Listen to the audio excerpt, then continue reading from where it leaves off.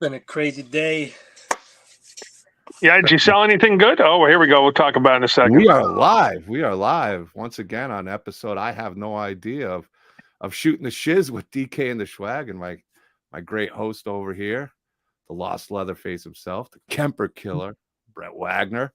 And tonight we have a guest that, Brett, you've been interested in wanting to get him on for a little bit. You've mentioned his name, Mr. Chewie Doza. Why don't you tell us a bit about yourself, sir? What's going on? What's going on, man? My name is Chewie. And, bro, what we do here, we collect Funkos, we collect toys, vintage toys. I mean, whatever you guys want to think about when you guys go to a convention. You guys seem like you guys are the type of folks that definitely go and attend. So you guys already know what we're going to be providing. I'm excited, man. July 15th, right? We're going to be bringing Brett. July? I thought it was September. I'm teasing. So Chewie, shows now? Chewie, no, we're good. So let's talk about it though. Your business is called Doza Collectiblez. Yes, sir. Business are legit business, Doza Collectiblez, but we also go by Poppin Toys.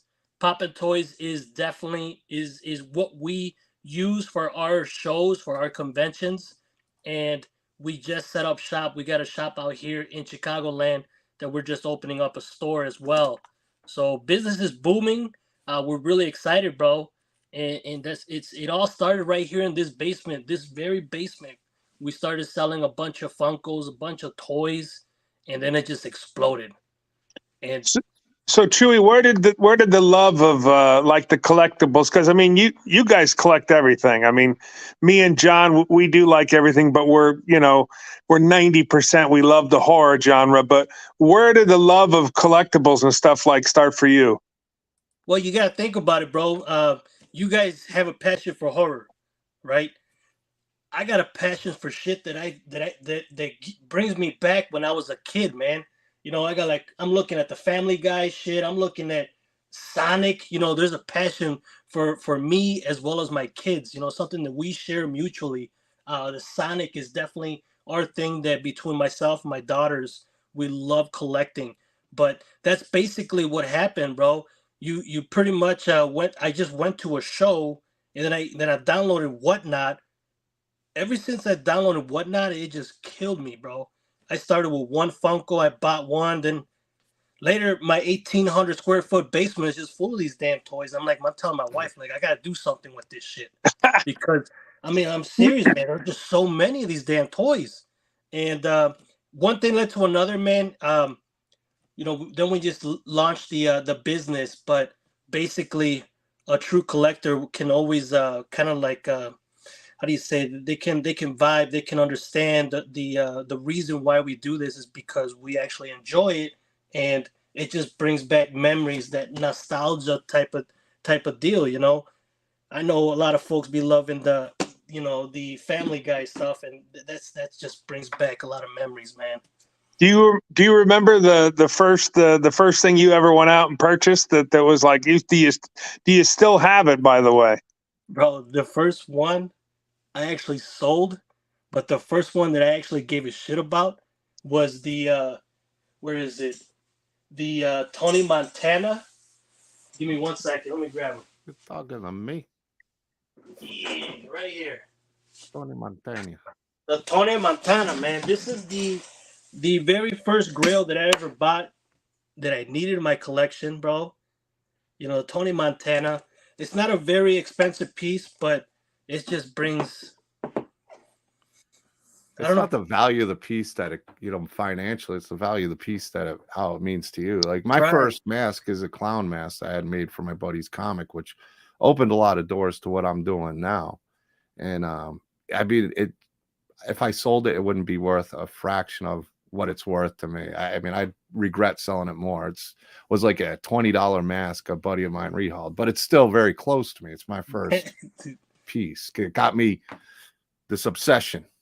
Right. And that's where it all started, probably, huh? We got to get that Tony Montana. We got to get that signed by the man. Bro. I mean, he just put another bun in the oven with his 28-year-old girlfriend. You know, I don't know what he is. He's like, if he's 70, I forget how old he is now, 78, and he just had another kid. So we got to get him to I think sign he's that in his for you. 80s. I think he's in his 80s. Or 82 or something, maybe. Who knows? Buddy is up there, that's for sure. Buddy is definitely up there. So how did you make? Was it in the beginning? Was it Funkos? Was that the passion, or because I know they call you. So I looked this up, man. I got people on the streets, right? So I got people, and I asked about Chewie Doza and Doza Collectibles, and they said you are the Midwest Funko kingpin. That's right. I'm telling you, bro. We go real heavy when it comes down to the toys. We did majority of our sales and everything on Whatnot. You can find us on Chewie Doza 0427. We took a little bit of a break just because we got the cons, the warm and fuzzies with all that. It not only do I collect, and do we have a shop that we're opening up this month, and we're running these shows, man, I got a full-time job. Not only being a husband, a father for 3 fucking kids, I got a full-time job. I run a dealership, man, right here in Chicagoland, a Ford dealership. So that's right. You're in charge of all the guys, right? So they got those salesmen, John, when you come in and those guys, there's like 20 guys attacking you like you're a piece of meat or something. Chewie's in charge of those guys. So yeah, but yeah, so yeah, full-time job. I know you got the 3 kids, and when did you just decide, because you had so much stuff that you said, or were you going to shows? What led you to decide to say, I'm going to do my own thing? Because you've been doing the shows yourself, putting up, right. So what led to that? Well, to be completely honest, it kind of goes back where I was kind of going into the Whatnot, right? I enjoy being in front of people. I do apologize on the notifications, but I enjoy. That was me. I'm trying to turn that off now. I enjoy streaming. I enjoy, like, this podcast is the first time I ever done it. Do we lose him? I think he might have froze. Well, he was telling me either that or he's a good actor. I told him we're going to be having a good time. Yeah, that's kind of a mean face he's got going there. He almost looked like from Superman 2 where he was frozen. Here we go. But basically, one thing led to another, man, because when you're on Whatnot, bro, when you're streaming, you're doing all these things, you can't put a face behind that screen. I'm looking at myself and I'm selling my things. I went once. I got invited to a toy show, to a convention. I'm like, fuck it, let's go try it, man. And we went, between myself and my wife. We run this business, it's not me. She does majority of the work. I'm just a pretty face. But with that said, going to that first toy show was very, in meeting a lot of our customers, our friends that were coming from different places. I got folks that come from Indiana. I got folks that came from Detroit. There were people coming everywhere, and meeting these folks at these conventions, it meant a lot for me. And I'm like, yo, I talked to my wife one day. We're like, man, we gotta try it. Let's rent out a nice spot. Let's get a couple of vendors. Let's put something together. Our very first show, we probably brought maybe 200 people in the door. Not a big show, man. I'm telling you, it's not a big show, but it was still successful for us because we got everybody together, and everybody in my team, we're like a family, man. We're legit a family, and we enjoy it. We love our the companionship, and we love the vibe that we have as far as the Poppin toys. So that's pretty much how that went, bro. The Poppin toys. Now, how long ago was the first show that you did with the Poppin toys? It was 2 years ago, man. Okay.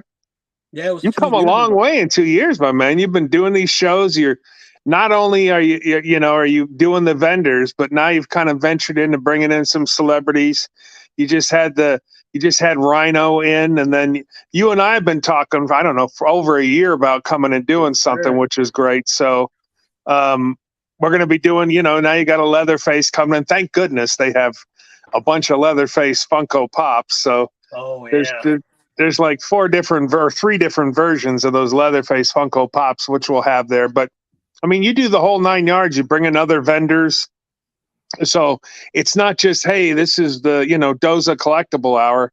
You do have other vendors there. You do have a lot of stuff going on. And so a lot of people, it's not just going to be Funko Pops. It's going to be a lot of different stuff going on there. Right. Or at one of your shows.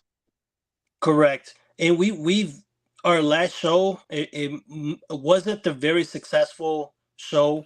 It was during Memorial Day weekend, but it was our first time that we actually had like a huge diverse of different collectibles. I'm talking about comic books, man, vintage action figures.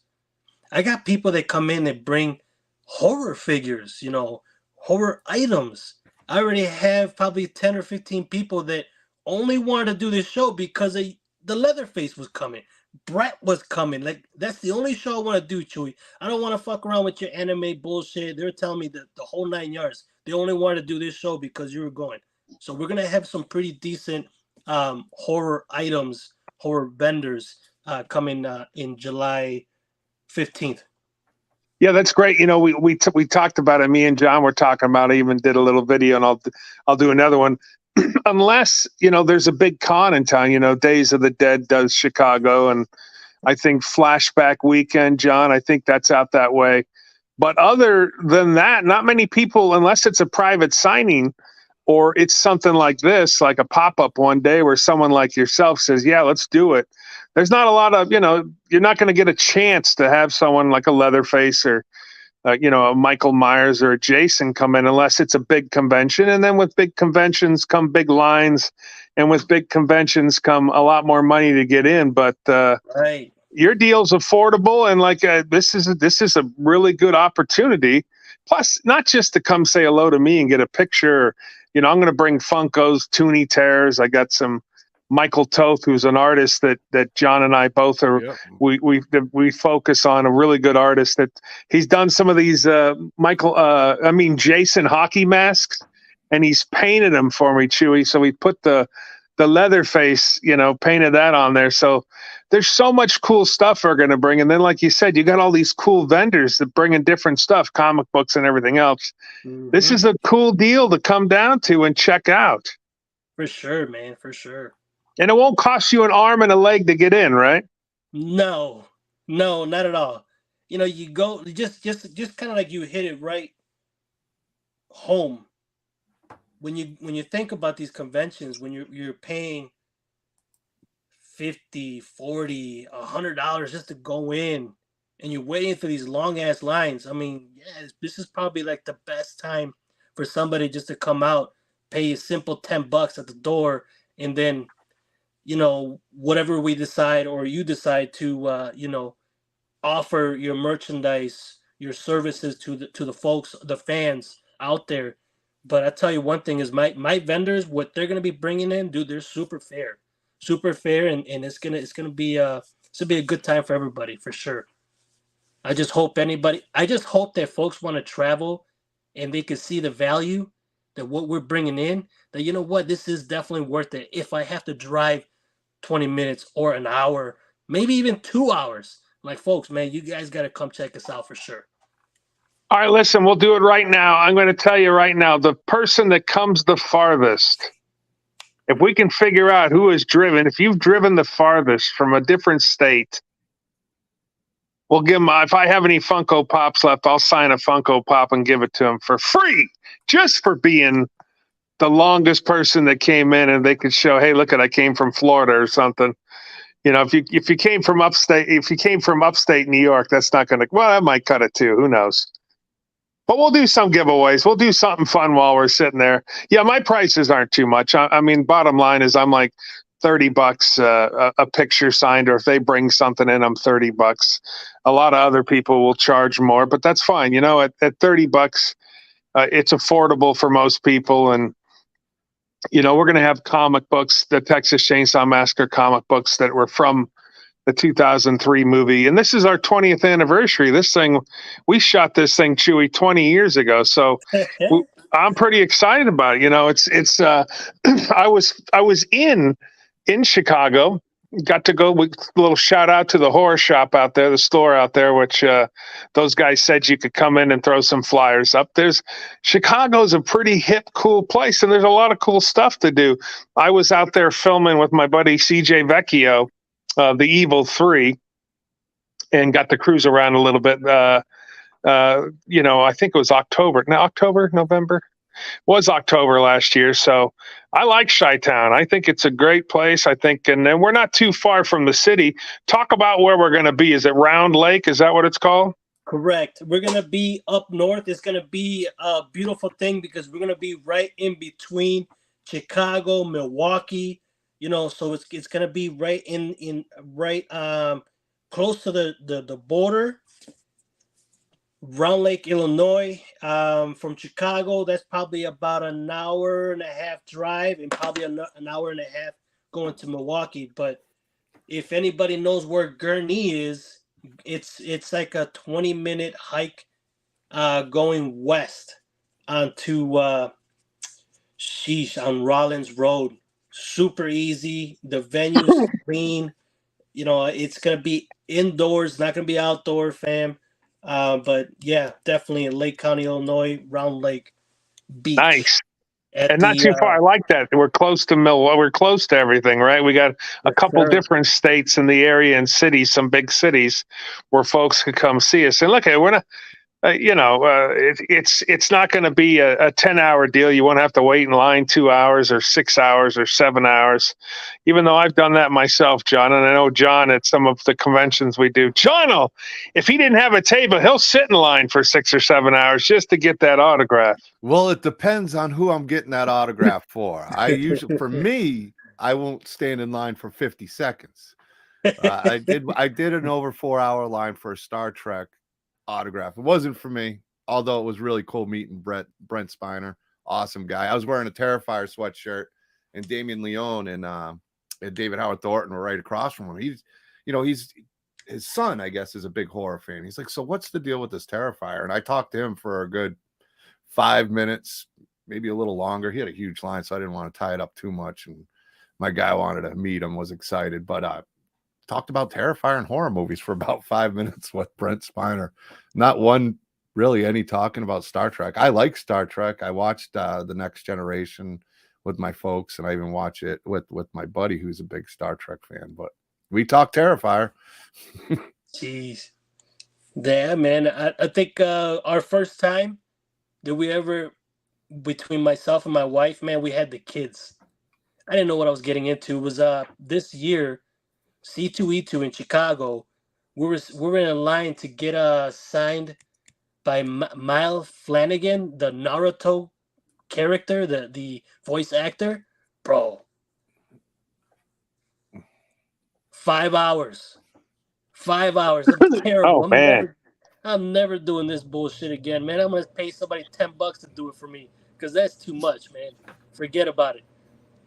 With the kids too, right? How old are your kids? Yeah, man. So my kids are crazy. I have a 1.5-year-old boy.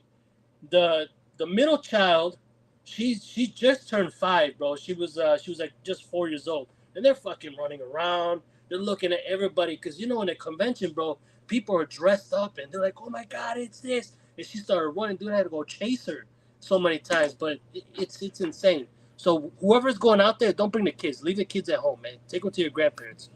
If you're gonna stay in those lines, man, forget it. Now, if folks if you want to dress up when you're coming down to our Poppin Toys deal, that's fine too, right? We encourage that, right? Get in a costume. Yes, we have to bring folks the cosplay. Let's get it, fam. If you guys are coming out, you guys want to dress up as a Leatherface, a Ghostface, whoever, fam, do it. It'll be awesome. I would love to see it.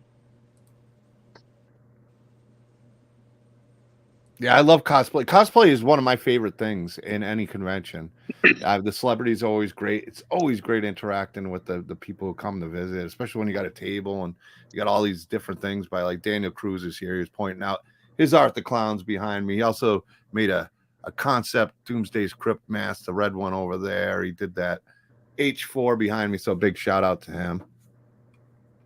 Yeah, but yeah, the cosplayers are some of my favorite, and some of these people that the ones who walk on stilts through all these crowds are the ones that impress me the most. The ones that'll just be 12 feet in the air and just walking through the convention like it's nothing. I mean, I can barely walk with my shoes on, and these guys are walking through conventions in and out of people with no problems at all. It's just insane.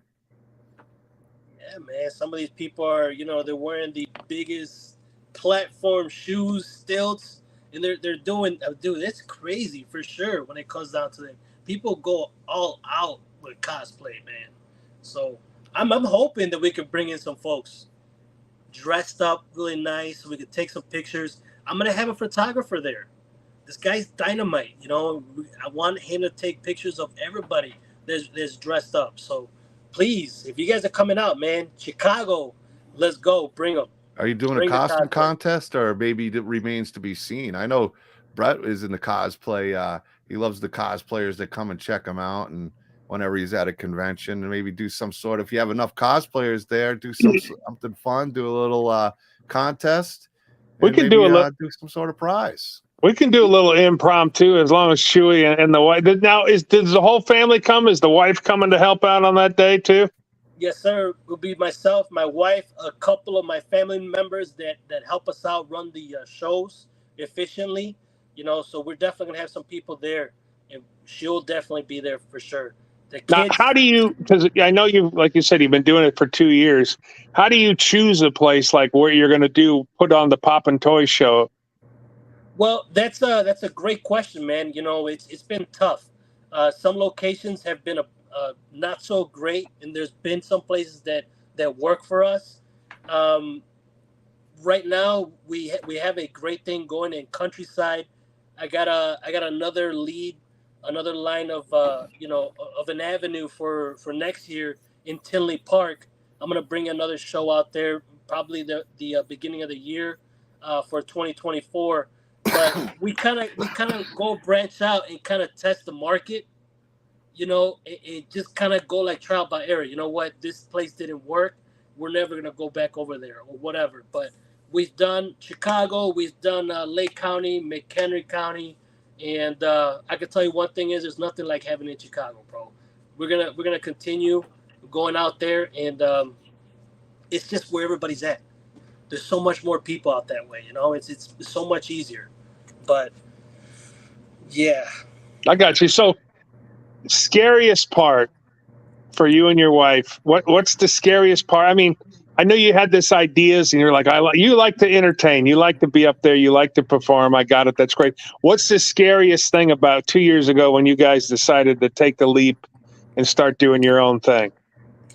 well, the scariest part, man, initially was the easiest part is paying the money to get everything done. Sure. The word, the time there was somebody like myself that's just starting. What worried me, what scared me the most, was trying to fill the vendors, trying to bring the people out here to have faith in you that you're gonna provide, that you're gonna have a great show, that you're gonna entertain the people, and you're gonna do a great job at it. When it comes down to the construction, as far as like getting everything done, placing their booths, their numbers, and all this other stuff, man, I hear like nothing but bad stories about people and how they run their shows, man. You come to mine, everybody knows where they're supposed to be, bro. It's so smooth, it's so efficient, and that's kind of like things that I like to do. But like I said, I'm not trying to get off topic, but the thing that worries me the most is trying to get vendors in, and as well as the people to come in. Sure. We haven't been around for 5, 10, 20 years. We attend the Chicago Toy Show out this way, man. I don't know if you guys know about it in Dane County. Kane County, sorry. Kane County, bro. You ever go out there, bro, Chicago Toy Show, you guys look at it.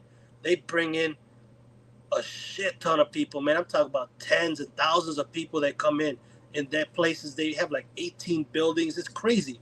But for us, it's always we're always worried. You know, we're always worried. We want to make sure that we do a good job and everybody's happy. But Is it so kind And of then like what? when you see Go ahead, enough Jim. people at the door when you're getting ready to start? That's when it's kind of like, all right, yes, Now, we got it, we got it, we got it. what's the most rewarding thing about doing a show? Is that when it's all set, when it's all done, and you look back and you know everybody had a good time and people were there? bro. The most rewarding is when everybody's smiling, bro. You know, when everybody's smiling, everybody's having a good time. That's what brings passion to my heart. You know what I'm saying? At the a lot of people will probably be like, man, just by the time I start setting up and I break down, that's the most rewarding to me. But no, for me is knowing that the people that were with me are part of my team. Everybody's happy. They're smiling. They're giggling. They're having a blast, man. That's the most rewarding to us, for me and my wife. It's Now, awesome, man. What would you say, like, no, I lost my train of thought. What would you say is like the most important part? You know how we were talking at the door, getting them in there and everything. But you know, marketing wise and having people come through the door is one thing, but you mentioned them smiling. And to me, if you got even a smaller event and a growing event, and you got people that are having a good time at your event, the possibilities grow. You got an event and it's a big event and it's a mess or something, and you do something like that, You're done. I mean, it's worse than the main thing, like you said, is happy vendors, happy guests, and everything else comes with it. Because if you provide the good time, you see people having a good time, the word spreads. That's marketing in itself, along with any other marketing you do. So, yeah, I get what you mean when you're seeing the people smiling there, and it just brings a good feeling to you that you know you provided these people with something that they'll remember for a long time. Oh yeah, man. And like I said, for us being so new in this game, if we're not putting a good show, what makes us think that they're gonna come back? It's kind of like with me, when I used to sell cars, I still sell cars. I do more of the work now. If I do a great job taking care of my customer and following up with my customer and doing everything that I'm supposed to be doing, not only selling the vehicle, setting up their vehicle, setting up their next oil change and all this, and the customer feels great. I do the same thing with my shows, man.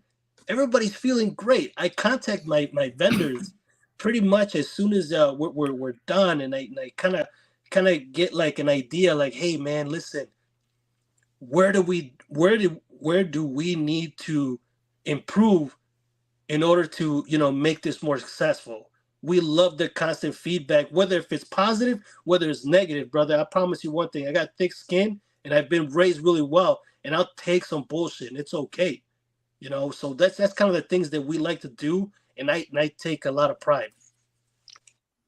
That is all. Listen, man, I am so pumped up. I'm excited for you. And Poppin Toys Expo.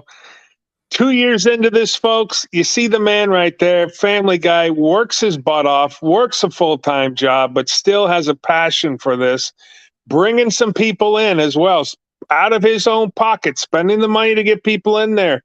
He's doing the work. The show is going to grow pretty soon. 5 years from now, John, we might not even be able to get him on. He might go, I'm a little busy, guys. I'll talk to you later. But I know we'll be on the 6-month waiting list. Yeah. If the folks, Chewie, want to get a hold of you and check out, Doza Collectibles, and especially check out the Poppin Toys Expo, July 15th, which I'm going to be joining you with up there, where can they go so they can find out about you and the stuff you do? Listen, man, I have Instagrams, I have my Facebooks. I mean, that's probably the best place to come check me out. I also got a website, poppintoys.com, fam. You can find me there. Everything's out there. But Instagram, I believe, is Doza_Collectibles. Collectibles with the Z at the end, not an S. So you can find me over there on Instagram. That's probably my go-to social media. I love Instagram over Facebook, but that's the best way to get a hold of me, man. Yeah, otherwise it's Doza Collectibles as well on Facebook. But yeah, correct. On Instagram, Doza_Collectibles. Listen, man, we're pumped up. We really appreciate you coming on and BSing with us. And I'm excited about coming out there and man, we're gonna have a good time. We're gonna bring it. $10 to get in. For God's sakes, it's like that's nothing. No, man. Well, $10 might not even get you a quarter pounder anymore, man. Not even close. Not even Well, close. you know, this is like the modern day. These conventions and these small pop-up events. These are these mom and pop stores that people talk about when you talk about Walmart or whatever.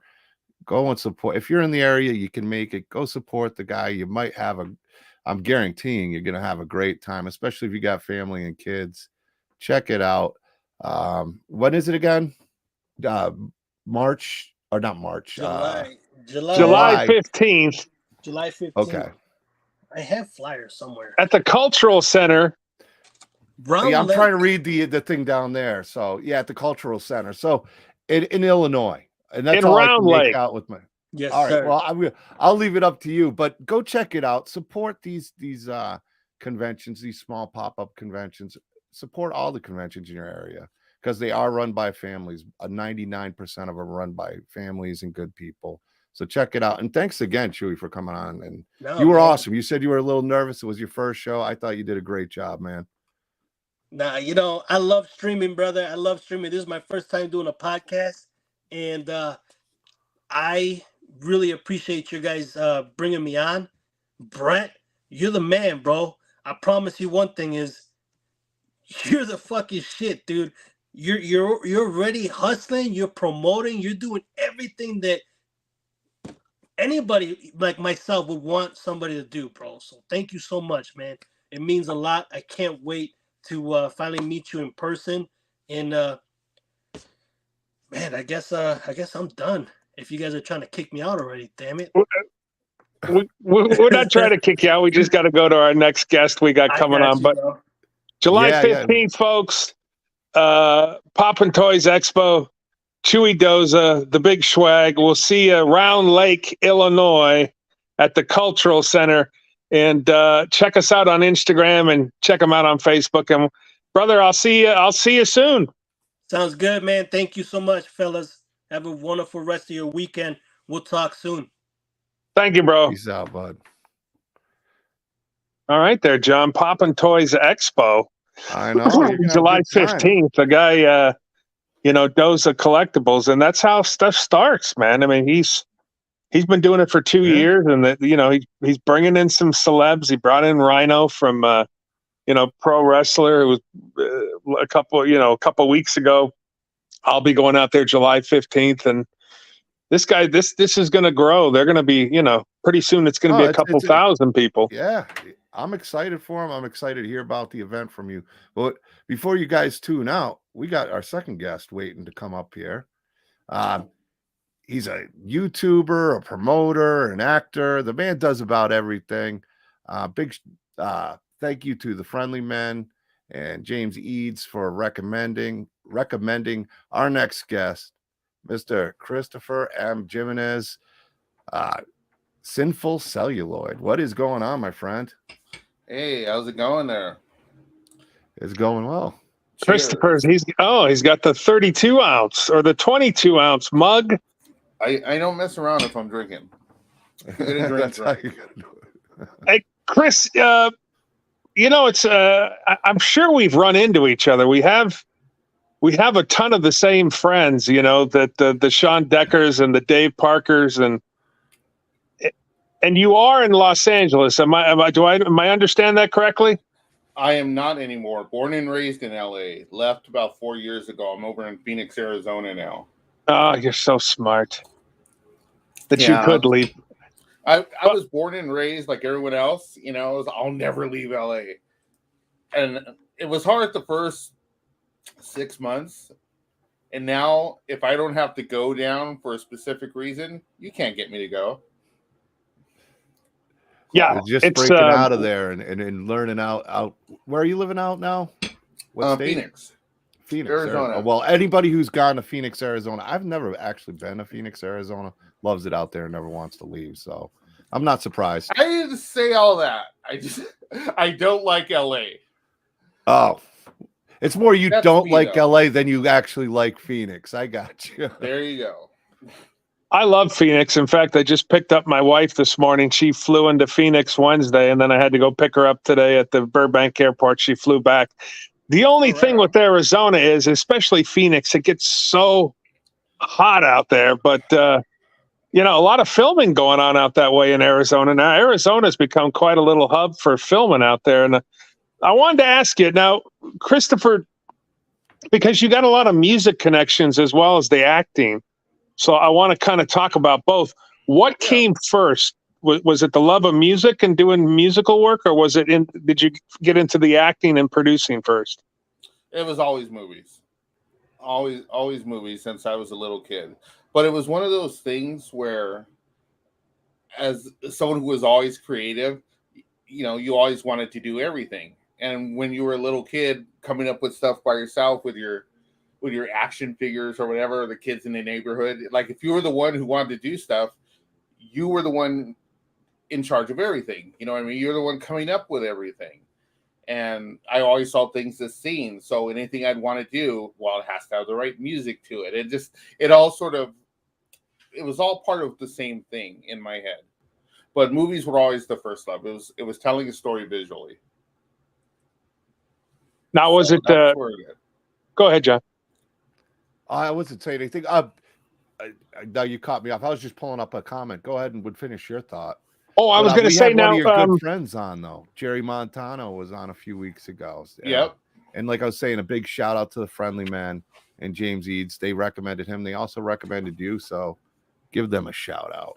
Yeah. And I'm with you. You know, your childhood when you're the boss of your own world and you're creating. I mean, I remember as a kid, if you can kind of keep that mentality to you, and I think a lot of people try to still, and some do really well with it, you create your own world and you want it to be your way. You don't want anybody telling you how your world's supposed to be. You're the boss, nobody else. And I respect that. It's very hard to do. And the older you get, it gets harder and harder, you know? Yeah. But you have to know, and that's where it gets tricky. You have to know you're right. But the thing is knowing that you are right and not that you're just off your rocker. So we have let's talk a little bit about the music and the music, because you obviously love music, and talk about, is that from growing up in LA, or did you get into the music scene? Were you cruising around? Because you know a lot of folks in the music business. It was kind of the same thing. What happened was, so I grew up in East LA, and I had a friend of mine across the street who was older, who had a car, and he'd take me out to Hollywood all the time. And I was like 14, 15, and just cruise me around and tell me about this, that, and the other, and show me things. And eventually, he would take me into the little like punk clubs and stuff, places that he could sneak me into. And so, trying to think of who I saw first, but I think my first concert was the Ramones at the Palladium. Oh, I probably was there. Good first concert. You know, Murphy's Law, I want to say, and the Ramones. I can't remember who else. I saw Sam Hain at the end there. And it just kind of kept going from there. But I was lucky enough to see a lot of bands, and of course that captured my imagination sort of retroactively, because I saw Nirvana at Al's Bar during the Bleach tour. So before Nevermind. I saw White Zombie at the Cat House. I used to work at the Cat House. I saw him at that Cat House performance. So that was like the beginning. So it was just, I was able to see a lot of people. And of course, that just sort of fed into my desire to make movies, because it was just like, here's a cool scene, here's some cool music to back it up, and it just all fed into each other. But so movies were first since I was like 5 years old, but once I was like a functioning human being, 14, 15, 16, when you could think, the music came in there. And I used to go to concerts all the time. Like every week I'd be at a show. And I loved live music. I don't know how old you are, but I'm 55 years old, right? So I grew up in Northridge, California. So just like we'd go to Hollywood, we'd go to the Cathay de Grande, we'd go to Al's. Of course, I've been to Al's bar. I used to work at the Scream. I used to go to the Palladium. I saw the Ramones, Black Flag, and Motorhead in a show. Which Hollywood, John, and even Long Beach and surrounding areas. There were 4 or 5 different shows a week if you really wanted to go out and see some music. Yeah. So. Like that's the time I would have wanted to be in, say, LA, is during the 80s, during the whole, rock scene out there and the whole scene they had going on, even in the early 90s with Nirvana out in Seattle and that whole wave. But yeah, now I can see why it'd be a lot different. Music's just not what it was 20 years ago. It's just so much different. And it's great seeing some of these guys still performing. Some I wish wouldn't perform anymore, but yeah, Chris has already smiled, like he's like, I know exactly you're talking about. It's true, but here's the thing.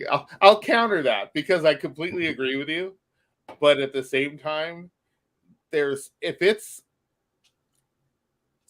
certain bands, and I'll just throw this one out, Kiss.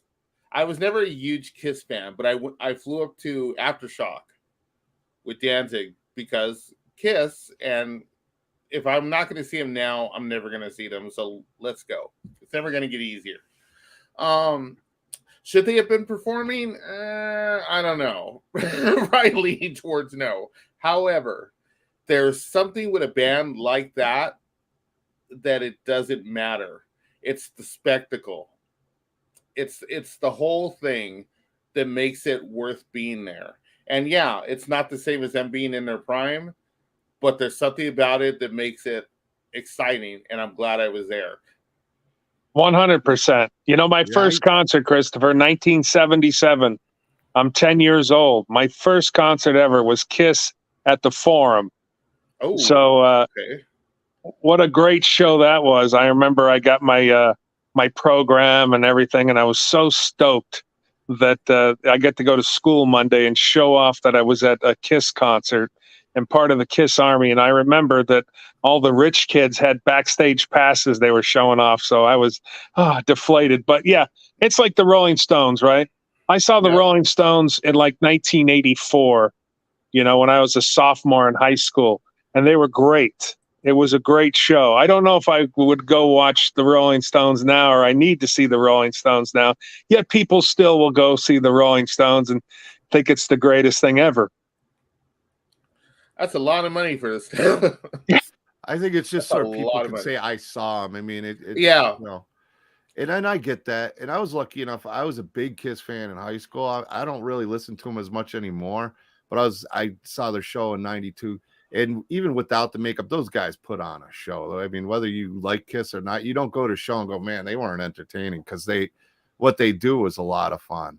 And so I'm with you on that whole scene. There's certain things about certain bands that can just make it happen, because Kiss has always been their best thing is their live shows. Yep. Their studio albums, they're good, but they go above and beyond. I mean, fire, smoke, blood, you name it, they do it. You're not going to be bored there. You're going to be entertained. And for musicians, maybe not Beethoven's, but they can put songs together that are fun, that get the crowd going. And that's how I feel about Motley Crue. I love Motley Crue. Yeah. Motley Crue is, Vince is past his prime, and he's never really hit his prime because he was never a great vocalist. No, but he was terrible. The package altogether, and he's worse now. But the package is great. Like, you go, especially the stadium tour. You got Def Leppard, you got Poison, you got Motley Crue. It's a hell of a night. You're gonna have a great time if you want to have a great time, and that's what it comes down to. Well, let's talk about some scary icons that I know that you're into. Let's talk about Danzig, for God's sakes. Go for it. I mean, we love Danzig. I mean, we I've known some people. Joey C, who used to play drums for Danzig, and obviously we met. And I go back a long way with Joey. Joey, when I was 19 years old, working the bars in Hollywood, and Joey was playing drums still back then for everyone. And now, we had Jerry Montagna on, and I know that Danzig is doing more shows and stuff right now, so that's a good thing. I would love to see the whole band back together and doing some shows. Yeah, they're Danzig 1, which is what is getting ready to go out and do, and also there's Misfit shows coming. So it's gonna be a packed year. I don't think it's ever gonna be a reunion. That's not in the cards, but the albums will be played. I think 2 will probably be coming soon as far as a live watch. We just did 2, and we've done 3 before. So actually, this will be the first time all the way through, I think, ever. This band hasn't ever played like 4 or 5 of these songs. And then I guess 4 is the one we'd be waiting for, but I think that's got some mileage before we get to a complete 4th album concert. I gotcha. So the movies, let's talk about it, because if you look up on your IMDb credits, and as I said, I'm pretty good friends with a lot of your friends, the Dave Parkers and the Sean Deckers, and the horror genre. So on your IMDb, you got a lot of stuff where you're not only acting, but you're producing and dare I say, directing some stuff. So what on the horror side of things, that genre, do you love, and what got you into that?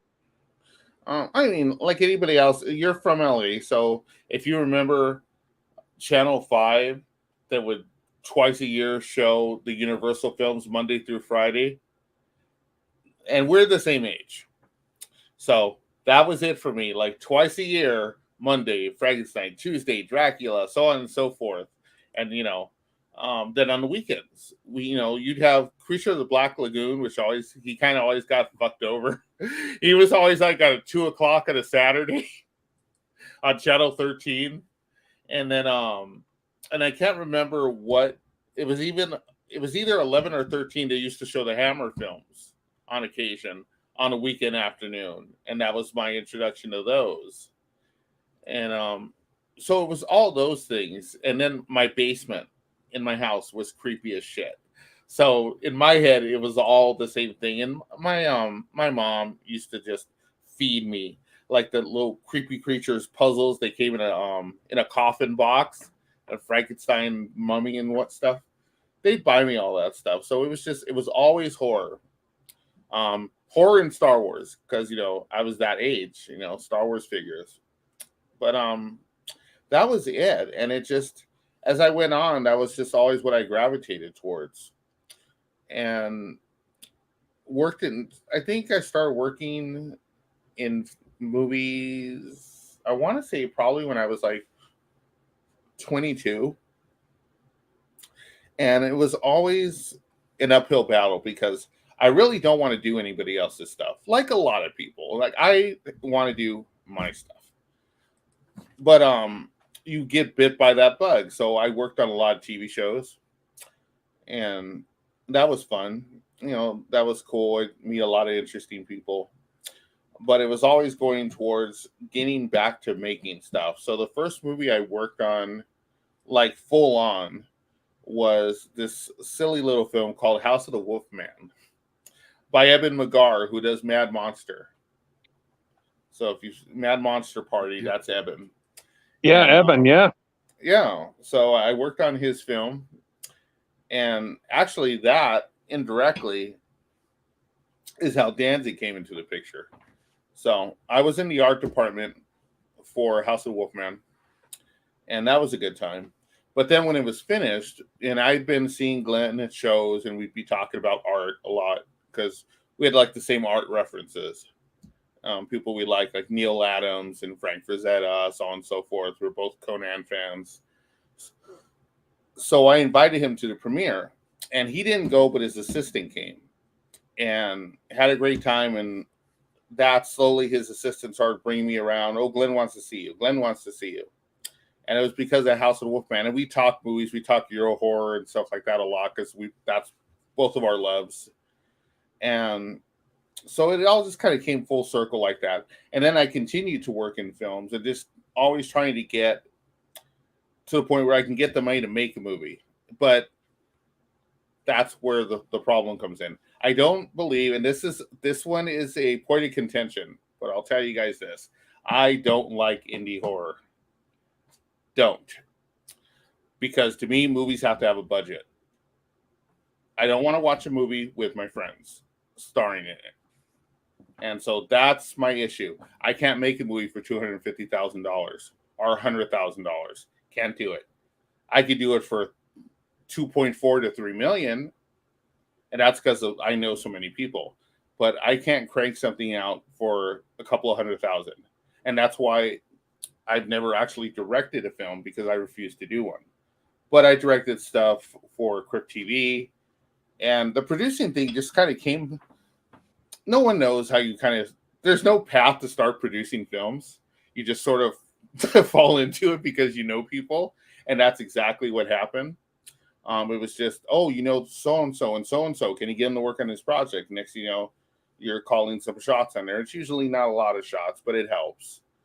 And it just built from there. And when the core came, the Shudder show that Glenn was on, is they chased Glenn for about a year, and Glenn wasn't going to do it.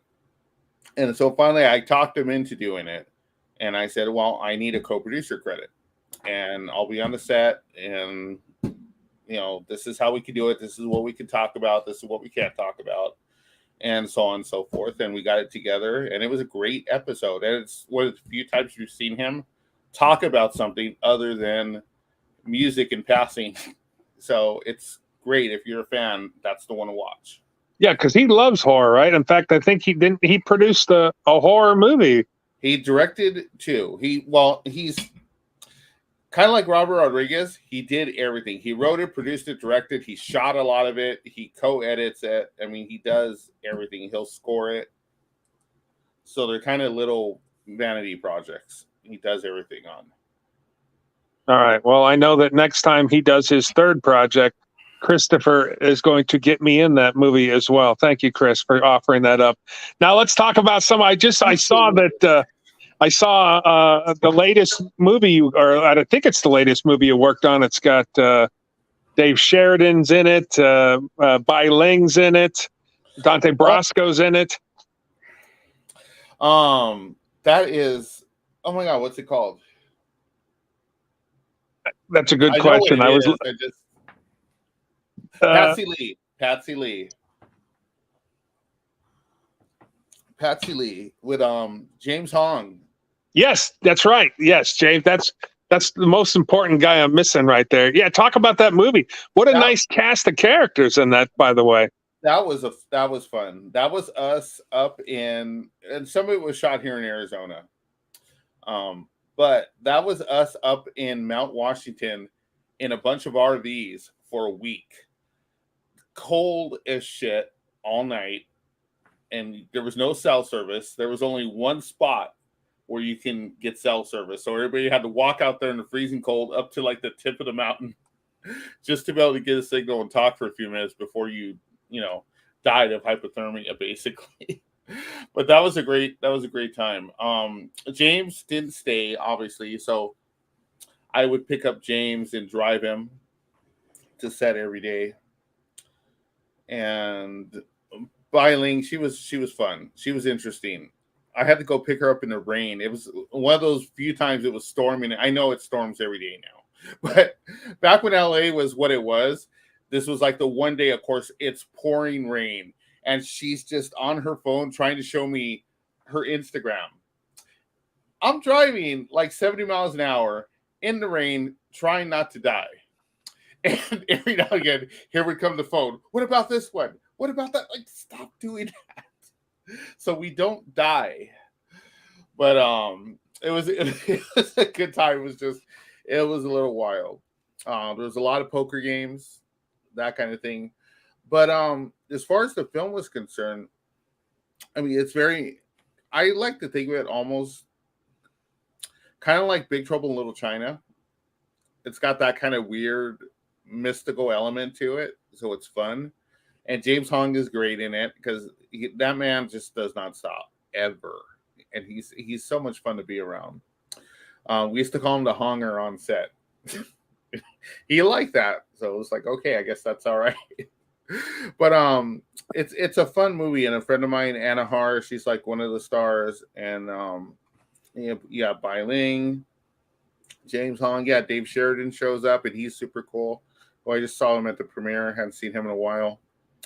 That was fun because that was really the first like really special effects heavy film I've ever been around, and I can't wait for people to see that. And as far as the acting is concerned, because I do show up in that as a moss creature, it was never the acting. Like I like to be in front of the camera, but it's not my trade. It's just if I'm there, I want to do something. If I'm already on there producing or something, it's like, hey coach, put me in. Just for shits and giggles. So what is coming up next for Christopher M. Jimenez? What do you got coming up next? We got movies, we got what's going on? Music videos? What is coming up in the world of you, sir? I do not think that we're going to do any more Danzig videos. I produced the last one, which was Last Ride. But right next, we have the tours. We have the 2 tours, Misfits and Danzig. And then on top of that, there's a script that was bouncing around for a few years that I wrote that, again, I won't let anybody touch because I have to direct it. So since I haven't been able to get the money for that, what I'm doing is I'm producing that as an audio play. Full sound, the whole bit. It's got a score. So that'll be good. So that's what I'm working on probably second half of the year. That'll probably start working on in July. Just putting the cast together right now. So just that, and then the Danzig shows coming up and the Misfit shows. So that, and man, you can't beat. Sounds like a very good life up there. Hey, listen, I don't know if you've ever been up to Chandler while you're up there, but a buddy of mine, Scott Monster, owns Asylum Records up there. Big music guy, brings in a lot of celebs to do signings, he brought me in, he brought CJ Graham, a lot of actors and whatnot. So if you're ever get to the Chandler area, go to Asylum Records and tell them that Lost Leatherface sent you in there. You'll probably see a lot of stuff on the walls, music wise, and that you're like, oh yeah, I know who those people are. I know all that stuff. Great guy. But man, if folks want to follow you and see what you got going on, what do they do? Mostly it's Instagram. It's at Sinfulcelluloid. Same thing with Twitter, at Sinfulcelluloid. And then my show is on Friday nights. It was last night. It's at 7 p.m. Pacific, 10 p.m. Eastern. And that's called Celluloid Sins. It's Sinfulcelluloid podcast, who I have a couple of co-hosts. Nikki Crypt, who she does a lot of work with Ebon Press, who do the Fulci comics and stuff. And then Chris Rebel, who is a fashion designer and also a crazy music guy with a lot of stories. So, we do that together on Fridays. So that's where you can catch me. And I will send a personal invitation to you.